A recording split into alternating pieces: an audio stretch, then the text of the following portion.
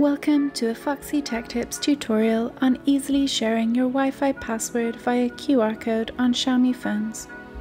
If you find this video helpful, please consider subscribing to my channel and liking the video.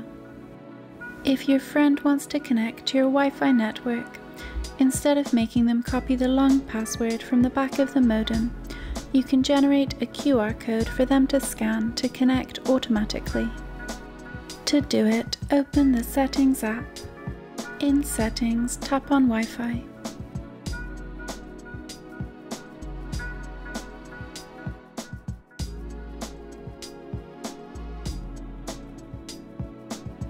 On your connected Wi-Fi, it will say Tap to Share Password.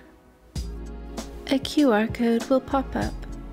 All your friend has to do is scan that QR code with their camera, and they will be able to join your Wi-Fi without manually entering the password. You can screenshot this QR code to show it to people even quicker in the future.